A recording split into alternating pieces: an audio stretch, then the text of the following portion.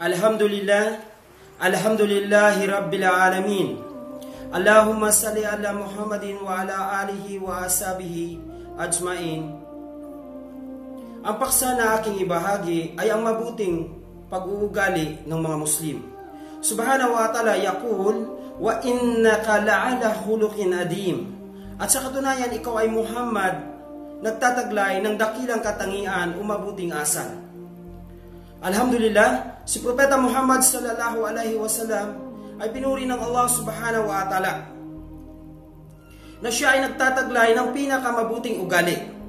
Ang Islam ay pananampalataya na mapagbigay, mapagpasyensya, at mapagpaumanhin, at mapagparaya. Asyhadu anna Muhammadan Rasulullah. Ako'y sumasaksi na si Propeta Muhammad ay sugo ng Allah, sapagkat siya ay nagtataglay ng kaalaman, katiyakan, katapatan, o kadalisayan, makatotohanan, mapagmahal, mapagsuko, mapagtanggap, maunawain.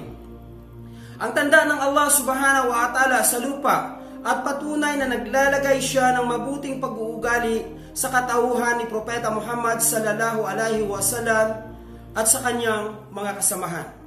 Si Propeta Muhammad sallallahu alaihi wasallam ay lagi niya pinaalalahanan ang kanyang mga sahaba o mga kasamahan. Magsumikap tungo sa bagay na magbibigay ng pakinabang sa iyo at humingi ng tulong sa Allah. Ang benepisyo ng mabuting pag-uugali ay marami. Ang mabuting ugali ay ugnayan ng mga mananampalataya na nagpatatag ng samahan.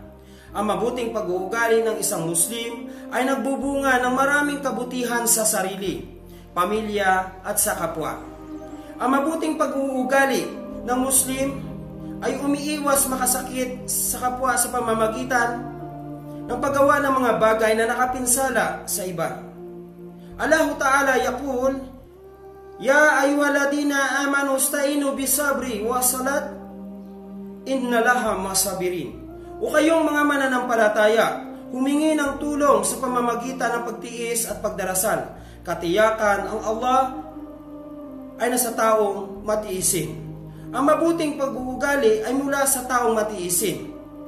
Ang isang Muslim nagpapaumanhin at nagpapasyensya ay nakakamit niya ang dakilang gantimpala mula sa Allah. Makakamit din niya ang pagmamahal ng pagpahalaga ng mga tao. So alhamdulillahi rabbil alamin, si Propeta Muhammad sallallahu alaihi wasallam at ang kanyang mga kasamahan, ang Allah subhanahu wa ta'ala ay nagsabi, radiyallahu anhum wa radu'an, dalikal fawzul adim.